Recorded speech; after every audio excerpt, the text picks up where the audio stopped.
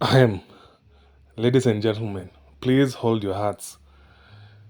Chief Justice Martha Koome is taking an ambitious and bold move of legalizing prostitution and marrying out of wedlock.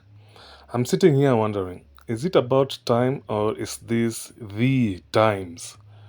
For our women who have felt marginalized by the system for way too long, hooray. What does it mean? You no longer call it prostitution, but sex work. No sleeping in cold cells as a job hazard, and you can freely sell your services during the day next to the hawkers and mamambogas on the streets who always watch their backs for kanjos. But no, not for our pretty sex workers. Furthermore, they will be the hottest commodity per square inch of occupied space. No need to carry your produce on your back in a gunia every day coming to work, sister. You already got that covered by your tight skirt. A work of art. Obviously, no woman will want to reveal their body count, right? Which begs the question, what metric are they going to be taxed on? You already know there is a high probability in the end Uto will come for their heads. Maneno hapa manyanga ni matatu. Ya kwanza, ninyonye ushuru inayostahili. Ya pili, upandishe bendera ifike juu ya mlingoti ama urushwe jela.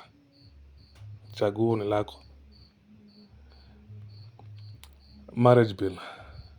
Marrying out of wedlock. The term wedlock doesn't even sound right. So why don't we dissect it? Obviously, wedlock is a combination between wedding and lock, meaning you have a wedding. When you have a wedding, you're locked to one person, and that same person must satisfy all of your needs. Really. Think about it. Even a main house doesn't have just one lock. There's a key lock and a manual lock or padlock.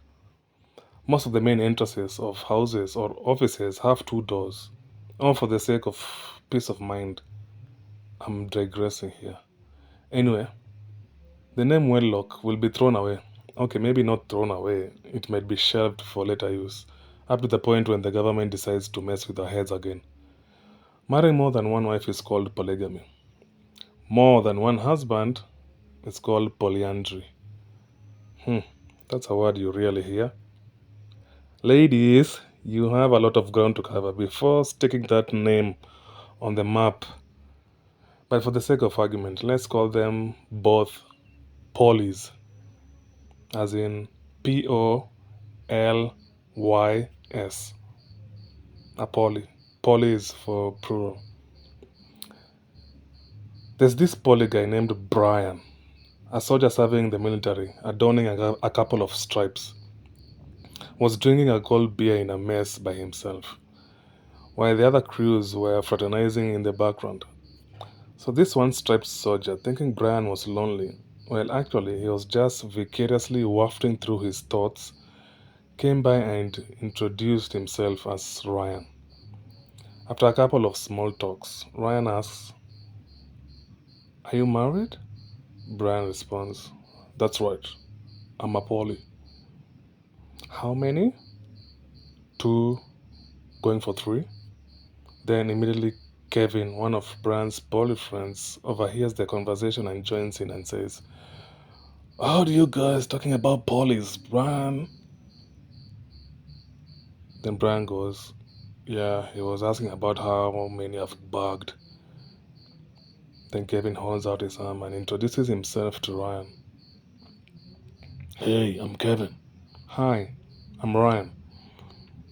"Nice to meet you, Ryan. Is that Ryan with an I or a Y?"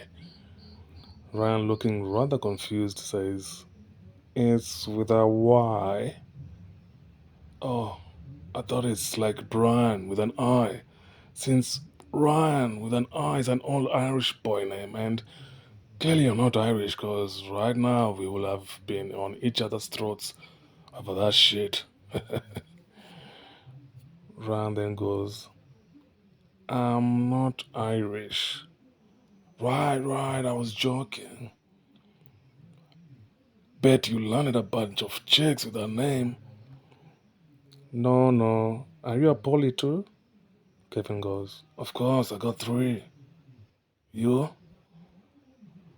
Ryan says, No, no, no, no, no. I'm a mono. After a slight pause, the two friends, Brian and Kevin, turned their heads and looked at each other's eyes with furrowed brows, tense jaws and lips, flared nostrils, clenched fists, and they beat the living daylights out of that pussy. Ryan with a Y, you better know your place, Mono.